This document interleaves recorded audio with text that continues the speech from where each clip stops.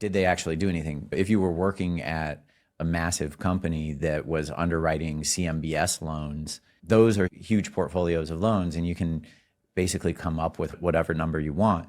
If they lied to you and didn't tell you about these fees, then yeah, that's a problem. But the fees need to be shown in the legal documents, and that's your last check on the developer. Let me try and paint a theoretical picture, right? So for example, I'm looking to invest into a private real estate fund or syndication, and there's someone pitching me the deal, probably the sponsor.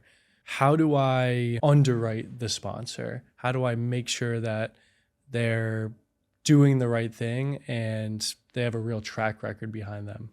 So the track record check is really the first thing that everybody should be doing. And the way that you do that is not just looking at the resume sheet that they have, but going a little bit deeper and saying, what was their level of involvement?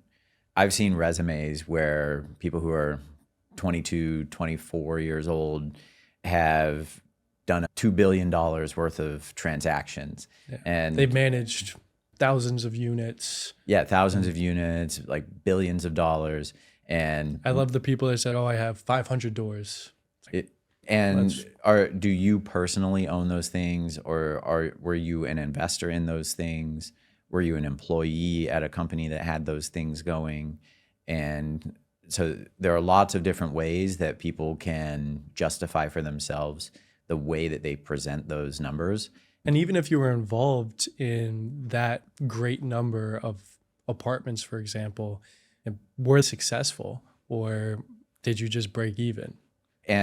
Or were you even really involved, right? And so the question is, what was your level of involvement? That's the first thing for me. Yeah. Before I even care whether they had any success, did you do anything? Right. Did they actually do anything? So if you were working at a massive company that was underwriting CMBS loans, those are huge portfolios of loans, and you can basically come up with whatever number you want. And all you did was look at a computer screen for a couple hours a day. You didn't have any real involvement in these like billions of dollars of transactions. If you were an analyst or an associate or something, like those are valuable team members, but that doesn't mean that you're qualified to then go out and start raising money and doing deals on your own.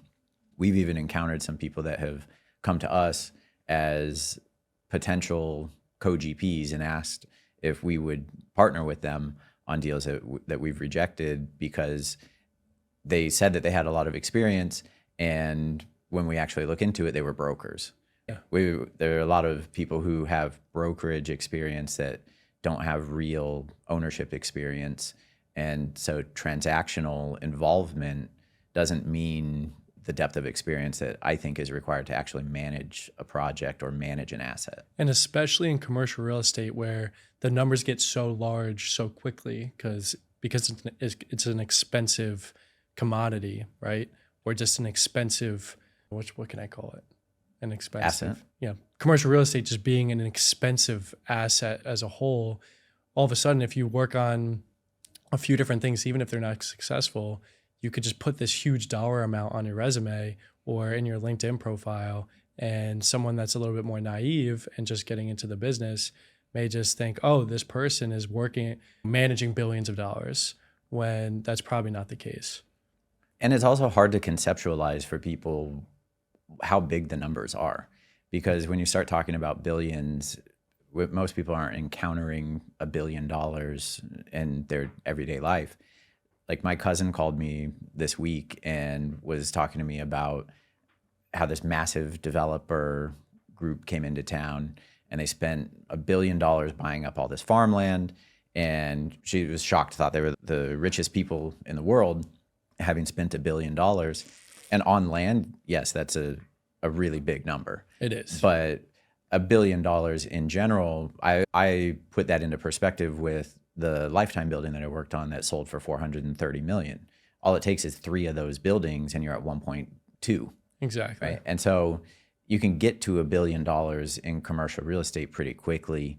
And like I said, it really comes down to the amount of involvement and the depth of experience that you have.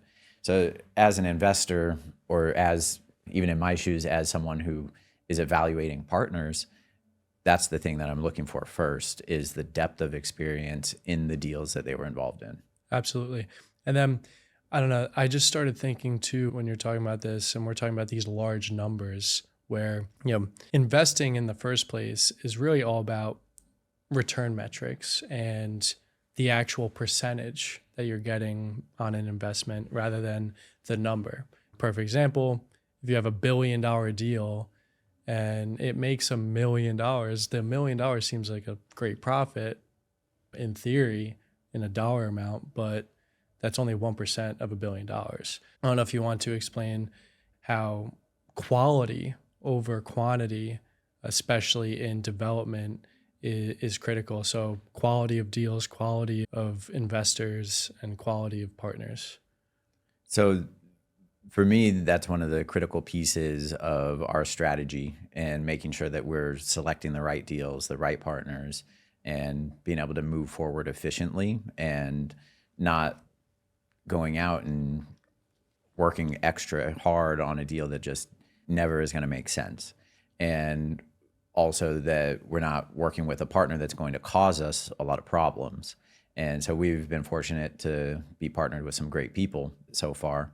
And even at my last company, we had great partners that helped us get through COVID and all kinds of other challenges. As issues came up, we sat down, we talked about it, we figured out ways to move forward. And the land is another quality piece.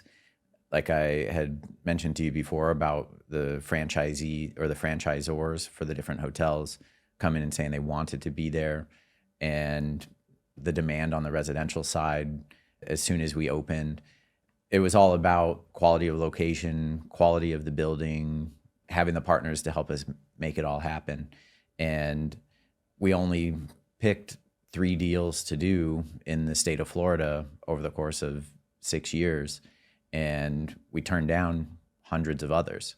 So that quality screening is a huge factor when it comes to making your decisions as an investor or as someone who's a real estate professional. Yeah, and then I guess to focus in on the people side of things, how do you qualify, whether that be a sponsor that you're going to invest with or qualify a partner that you're going to move forward with? Because in many cases, you're getting into a relationship with these people. And I would say that this could go for any type of business venture, not just real estate. Like, how do you find good people? The main thing is really just talking to them, right? Everybody can look good on paper, right?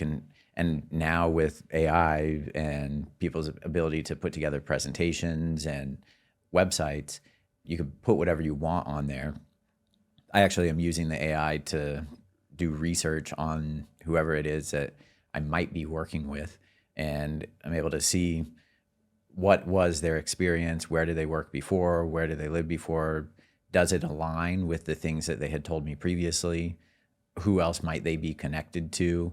And in development in particular, your reputation and your network is a huge factor, because you're not doing hundreds of deals. You're probably not related or related Ross or PMG, right? Most people aren't, they don't have the name like that. And so you do have to do a little bit more digging and sitting down with people and seeing, are they the type of people that you want to work with? Yeah, because you'll be working with them for a long time, because this business takes a long time. At least a couple of years. Yes. So when evaluating a sponsor, how are they going to be earning their fees?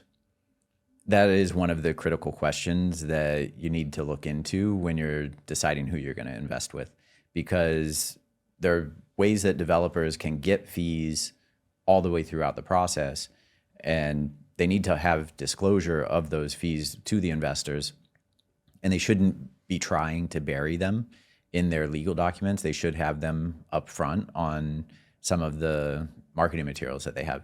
So for us, we put in our 5% development fee, which is more or less market standard of what people expect from a development fee.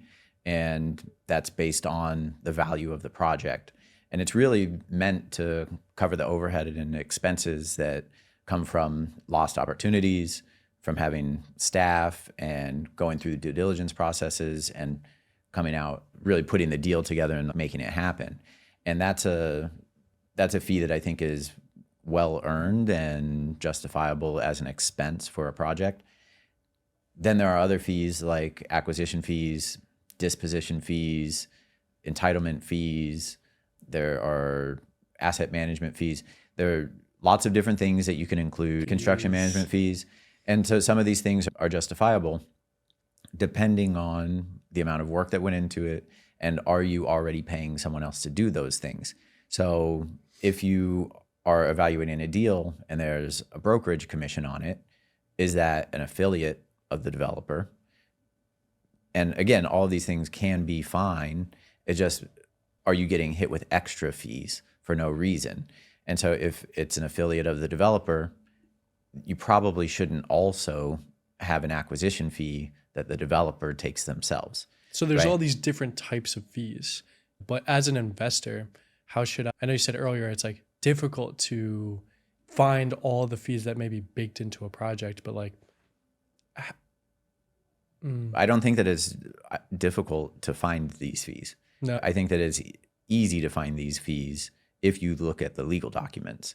If they lied to you and didn't tell you about these fees, then yeah, that's a problem. yeah. But the fees need to be shown in the legal documents, and you should, that's your last check on the developer is you've gone through the process, you've been interested enough that you're actually looking at the legal documents and deciding whether you want to invest with them. Do the legal documents match all of the things that they told you during the marketing process? And when you actually got all of the information about the deal, did they disclose that those fees were affiliate fees or developers acquisition fees? That's a check not just on the deal itself, but on the sponsor. Yeah. And I think that's really the critical piece that you need to be evaluating, because at the end of the day, you want your partner, right? Ultimately, as an investor, your developer that you're investing with, you want them to be successful and you want the project to be successful because you want to keep investing with them. The goal is not to have to go find new investors and new developers every time. It's to work together and continue building things. And that's where when we've looked at, or random deals have come across my desk where I see it has the opportunity to be a juicy deal, but quickly the fees eat up a lot of the profit. Can you just explain how that works and how to try and spot check? Of course, look in the legal documents, see where the fees may be, but where there's forced fees that again are eating into the profit of a project. So one of the main ways that you would be looking at it is, are the returns that you're seeing gross or are they net? And so you want to make sure that the net returns are the things that you're looking at. And that's just like the first pass on the deal, and make sure that you can see, if you look at a gross number, understand what your net's going to be, and before you start to take it any farther.